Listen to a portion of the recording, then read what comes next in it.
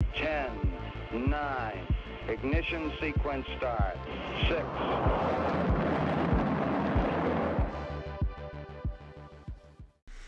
Hello and welcome to Rocket Fuel, your daily update of everything that's happening in the Rocket Pool community.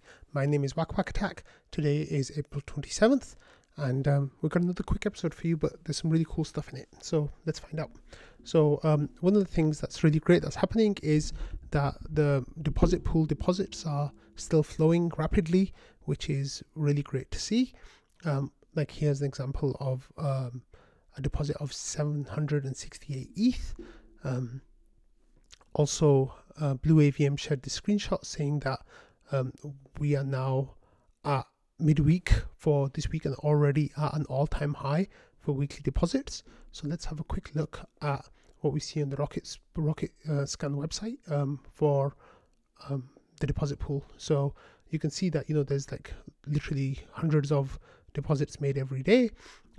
So far in, this is just right here on the right of the screen where I'm highlighting it on the screen, if you can see. So if you look at the daily, we had 8,500 on the 25th, nearly 5,000 on the 26th, and so far on the 27th we've already had like 2,500. On the weekly level, of course, like we just said, we've hit an all-time high in the weekly level at 18,300 so far, and we're only midweek, like Blue AVM said. And we've also at 519 deposits, which is a really, really great amount of deposits. And the only time we got like deposits that were better than this were around September, when we had that NFT competition thing going on with the minting rETH as part of the process. And that's when, we had really nice amounts of minting going on. But this is of course more organic, more sustainable. Really, really great to see that, we're getting big amounts of ETH deposits coming in too. And of course on the monthly scale, this is at an all-time high. I wouldn't be surprised if we double the previous all-time high of March and September of 2022, where we had around 30,000 rETH deposited in those months. So we're on track for about 2,000 rETH a day. 2,000 ETH deposited and minted into rETH a day. Of course, the queue is super duper long, so it might feel like it's not making too much of a dent in the queue, but as long as those deposits are coming in, hopefully we'll be in a good situation, kind of continuing forwards. But I really wanted to start with that to let you know that we're making really good progress. I just really hope we get one of those like 10,000 ETH deposits. That would be really amazing. Okay, so moving on from that, we've got this story in the Defiant that came out yesterday, and it says Rocket Pool adoption surges after Atlas upgrade. Liquid staking protocol sees influx of displaced stakers from Kraken. So we've been talking about this a couple of times. We've shared Jasper's tweets about it, about the pathway from Kraken to Rocket Pool and whether or not that's happening. Well, Defiant seems to say that it is. So he says Rocket Pool is enjoying a surge in adoption following the successful deployment of its Atlas upgrade last week, which halved the amount of collateral that mini pool operators must provide from 16 ETH to 80 ETH, significantly lowering the barriers for participation in Ethereum staking. And it says, there's over 500,000 ETH with Rocket Pool now, which is an 11% increase since April 17th, when Atlas went live. And according to Dune Analytics, this is the 5th largest staking provider now, behind Lido and centralized exchanges Coinbase, Binance, and Kraken. And like I said, we've got a clear pathway here to being ahead of Kraken and Binance as well, and really getting onto that top tier.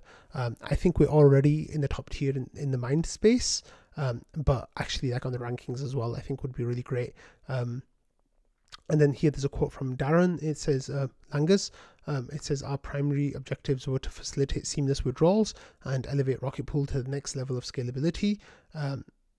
Although it's still early, we are witnessing the fruition of these goals. So like Darren says here, it's going to take a few weeks or months to really see all the pieces coming together, and one of those pieces will be Lido withdrawals, and we're going to see if we see an outflow from Lido into Rocket Pool, because one of the things about Kraken is that it was a centralized exchange, and people are kind of comfortable with centralized exchanges. They feel like they know what they are, they're a known entity, and sadly a lot of people are comfortable keeping their ETH on centralized exchanges, right? As much as we say don't do that, people still do that. However, with Lido, it's kind of like a DeFi service.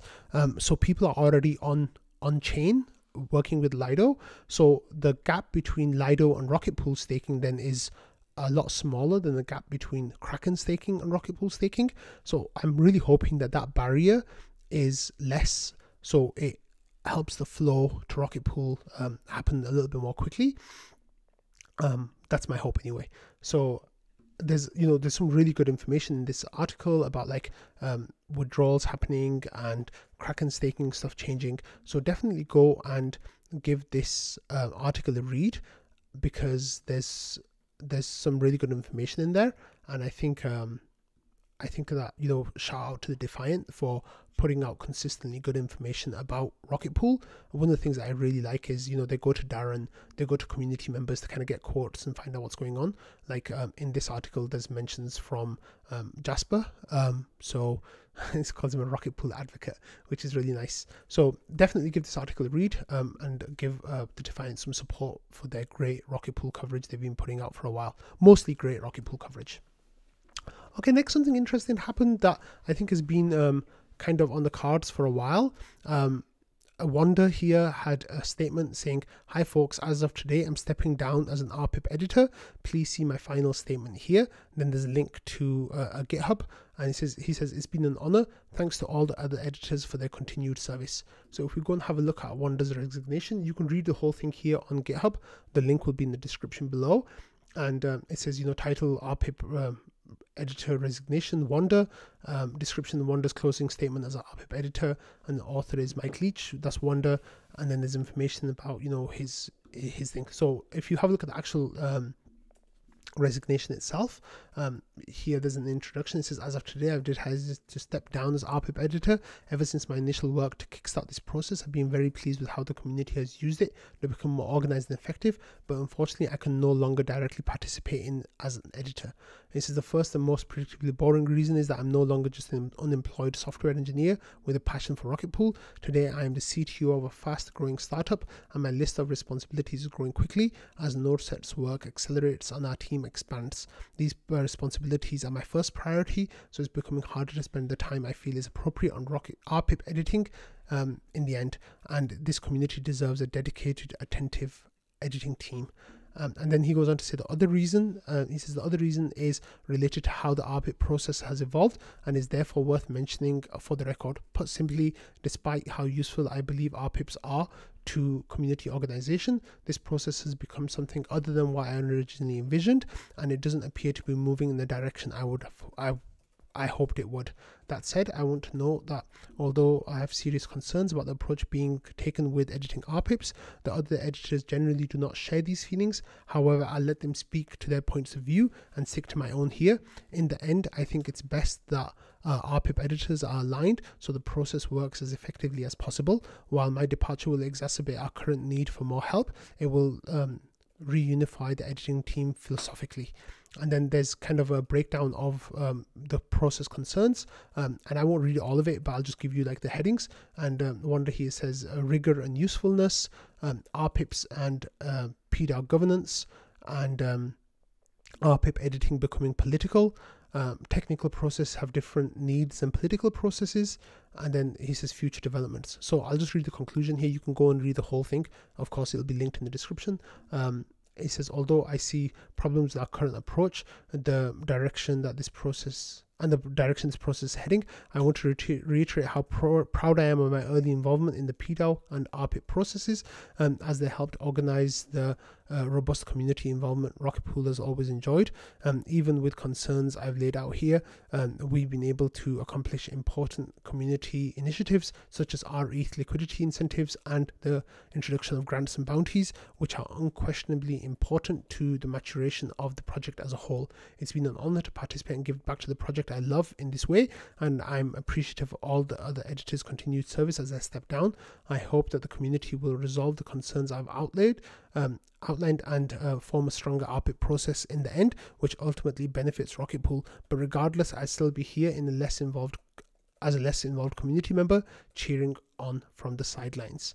So I just want to take this chance to say thank you for Wanda for the work that he's done in some of this early governance stuff. and wish him the best of luck with his work with NodeSet. I'm really happy that it's a fast growing startup, and I'm expecting really good things to come from NodeSet. So thanks, Wanda, for everything that you have done. Okay, next we got this tweet from Jasper, and he says there's been a change in the river. The Atlas upgrade has turbocharged rETH into the most decentralized and most performant LST. With a queue of 80,000 ETH now productive, rETH is getting a massive bonus. Follow along, and then there's a link to Dr. Worm's Dune Analytics dashboard. But here there's a screenshot from the rate of return from different LSTs, and we have STETH. Their 7-day rate is just coming in below Rocket Pool as the Rocket Pool overtakes it. CBETH is a little bit lower, and now Rocket Pool is just overtaking STETH's rewards right here. So let's go and have a look at the actual chart that is on Dr. No, this is actually the Rocket Pool community LST comparison. I'm sorry, it wasn't the Dr. Worms chart, but if you have a look over here, you can see that as the most recent information is CBETH at around 4.28%, rETH around 5.02%, and STETH, I'm just trying to get the right place, is just really fine. But yeah, like you can see here, you can go mess around with that particular dashboard and see that information. But yeah, Rocket Pool is now just ahead of STETH and a nice way ahead of CBETH. So we have space in the deposit pool. We are giving really good rewards, and there's absolutely no reason for you to not stake with Rocket Pool now compared to other LSTs. Of course, the fact that we are the most decentralized, permissionless, trustless, open source project is now literally, you could say, it's icing on the cake. I of course think that's fundamental, but for people who are like profit maxis, you get the most profit as well. So yeah, definitely go and have a look at that, because I think it's really great to see. Okay, next we had this tweet from Marceau, and he says, here's your recipe for LSD summer. I think he means LST summer, Marceau, don't you? So anyway, Marceau here says, one, Aave E mode. So he tagged the wrong Aave, but that's okay, I'll forgive him. He says, Aave E mode unlocks a black hole of staking until we reach ETH borrow rate equals ETH staking APY equilibrium. 2, restaking, the wildcard, could meaningfully tilt the economics towards staking. And 3, DVT, further promote staking inclusion. So these are all things that are being worked on right now to different stages of success, I guess, to mainnet. Aave E mode I think is the closest, and I've shared on Rocket Fuel a few times in the last week about Mark kind of hinting at that being the next thing that comes for rETH and CBETH, Coinbase's ETH, staked ETH product. And the reason for that is those are the, and of course STETH already has that, and it has had that for a while. The reason for that, of course, is that those are the 3 most liquid and stable products in the LST space. So I think that is what will come first, which makes sense, and that's why Marceau mentioned it first. So rETH getting Aave E mode means, like Mark Zeller said, you could potentially loop it 10 times, 20 times, X many times to really boost your rETH rewards. And then Marceau says that this will be a black hole, which means that people will deposit huge amounts of ETH into these contracts until the rewards reach parity with ETH staking APY. So what will happen then is as the cost rate of those loans get higher, then the rewards of course get squeezed and your rewards are less. So eventually the case will be that there'll be an equilibrium, at which point the black hole will be full. I guess we're using that metaphor. Where that point is for rETH, potentially it might be millions of ETH worth of rETH minted. That is the best case scenario, where we could get up to 2 million rETH minted. And I'm not going to explore that thought too far forward, because then I get hyper bullish, and yeah, I'm trying to stay grounded right now. So yeah, the next thing is here, Marceau mentions restaking. Of course, this is happening with Eigenlayer and the work that they're doing. I think this is maybe 6 months away from market. I'm not sure on exact timeline for this. There's still some questions about what form it's going to take, how it's going to be, whether it's going to be good for Ethereum or not. Like Marceau here says, it's a wild card. There's a possibility that, you know, it will tilt rewards massively in the favor of people who are doing the staking. So they might get a huge boost of people wanting to run their own nodes, and depending on what form, you know, their final product takes, there's a lot of question marks still about Eigenlayer. And then Marceau, who's obviously been working on DVT stuff and trying out, you know, like squad staking, is saying that, you know, this will include staking, improve staking inclusion. So it might be that, you know, friends get together and squad stake to make sure that, you know, they can start staking with even smaller amounts of ETH and rETH, I guess. And RPL if they're using Rocket Pool.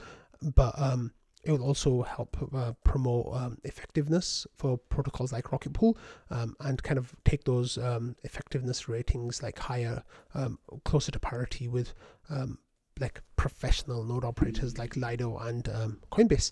So those three things together, I think, would really massively boost Rocket Pool. That's what I'm hoping, you know, we see in the next 6 months to a year, leading into some, you know, potential bull run. But I think this could be our bull run. There's a sense that just like in 2020 DeFi summer, you know, tokens reached their all-time highs against ETH. 2020. But then when 2021 came in, all of that bled back to ETH, and those tokens have not seen their all-time highs since. There might be a case to be made that now, you know, we're entering StakeFi summer, and tokens like RPL or Lido's LDO, etc. It might be that, you know, these tokens pump to their all-time highs against ETH in this coming period, at which point they'll just bleed against ETH into like some, you know, future bull run. I'm definitely keeping my eyes on those kind of price movements. I think if the RPL token goes into, you know, like 3x from here or something like that, that would be a strong sign that we might be pushing forward with these tokens a bit too much. It might be interesting to kind of redistribute stake allocation at that point, but that is not financial advice, of course. I'm not telling you what to do with your RPL or your tokens. It's, you know, do your own research and see what happens there. It's just, there is a possibility that I think what we see happening with like StakeFi tokens in these next 6 months or maybe even a year might be setting the path for what happened with ETH in 2021 and that bull run. So it'll be really interesting to see how that kind of plays out. And as for example, the Rocket Pool protocol, as it reaches maturation and, you know, gets 15 to 20% of market share, which I'm hoping that it does, of course, and, you know, even up to 22% when we start self-limiting, at that point the rate of return on the RPL token, the possibility for growth, right, will be a lot less compared to other tokens, I guess. So against ETH, of course, not in terms of US dollars. All of these values are against ETH. But that's definitely something worth keeping an eye on, though, I think. Not financial advice. Okay, so I'm going to finish off the episode with this two things. One is related to rocket fuel. So Wolf69.eth has been, we've talked about this on Rocket Fuel like a couple of weeks ago, where Jasper and Wolf kind of were like bouncing ideas back and forth off each other about using a variety of AI software to kind of get Rocket Fuel summary threads. So Wolf69 fed a Rocket Fuel episode into Whisper AI, which is an audio to text translator, and then with that text output, they were putting that into I think ChatGPT to get like a summary of the text from Whisper's output, and then using that summary to produce a tweet thread. So Wolf69.eth has been doing this for the last few days, and here's a summary for like yesterday's episode. I've noticed like there've been, I don't know how much editing Wolf69 is doing. In one of the earlier threads, I saw maybe a couple of mistakes, maybe, I'm not sure. I might need to go back and have a look at those a little bit more closely, but there's some tiny discrepancies, I think, between what I say and what makes it onto these summary threads. However, I think they're really good, and Wolf69 is doing some amazing work here in getting these threads put out every day. They tend to come like later on in the evening, so around 10 to 12 hours after I put out Rocket Fuel, which I think is perfect because people by then have like already had a chance to watch it, and if they haven't had a chance to watch it, you know, because the episode being long or whatever, then they can just give this tweet thread a read. Last couple of days it's been like manageable. There's not been too much. Sometimes there might be like 20 or 30 different things on there, but here, like, let me just go through the thread really quickly. Wolf says, Rocket Fuel podcast episode 169 summary. In this episode, WAC discusses the recent rocket scan stats. And the good thing here is it's got links to all the different pieces of information, so you can go dig into it. It says total ETH deposited, and then there's more information about mini pools reached and more information about rocket scan. There's a link to the Daily Gwei episode that I covered in yesterday's episode. Wolf here then says the ongoing discussion between Frax Finance and Rocket Pool has moved to a thread that you can go read, of course, as well. And then Jasper's tweets about sharing the numbers and patches the thread on Lido. So all of the stuff is linked within there. So Wolf69 is doing some really cool work here, and I'm really happy and really supportive of this. Of course, the more people that get access to this news, the better it is. And I really appreciate Wolf making the effort to get these tweet threads out every day. I'll be retweeting them every day, so you can definitely come and have a look on my Twitter, or of course go and check out Wolf69's Twitter account to get those summaries as well if you want that. But just keep in mind though, there might be some small inconsistencies. I'm not blaming Wolf69 for this. It's just the software. Of course, Wolf, I know that you're listening to this. If you need any help or advice from me about these threads, I'll be happy to help however much I can. But thank you, Wolf, for doing that. That's really cool stuff. And finally, we're going to end on this piece of information from the Beacon Chain website, where we have active validators right in the middle of the pool here. And now, just over 2 weeks after Shanghai and Chapella, we have more pending validators, 15,062. Then we have validators waiting to withdraw at 12,422. So that is really great that the staking scene is popping right now. There's literally hundreds of thousands of ETH waiting to be staked, and that's millions. I think 15,000 is millions of ETH. So no, that's 500,000 ETH, sorry, somewhere around that. So this is really amazing, and Ethereum staking is just getting stronger, which I think kind of lends into that StakeFi season, like DeFi, but like a staking related activity that Anthony Sassano was talking about on Daily Gwei last week, I think it was Anthony Sassano who coined that phrase, and I think David Hoffman's used that as well. So this is really wonderful stuff. Like it's really exciting for what is happening with and Rocket Pool's position in that. There's a whole bunch of Rocket Pool validators waiting to come online, like we've talked about, like at least a few thousand, and they're not even covered in this number yet because we're still waiting for it to be matched on the ETH side. From the protocol. So this number is primed to grow like a lot. So I'm really excited to see this. Like I'm feeling so happy that I'm in Rocket Pool and like in this community, and I feel like there's some really amazing things ahead. So on that note, I'm going to end today's episode. I hope you all enjoyed it, and I'll see you again tomorrow for the last episode of this week. Bye.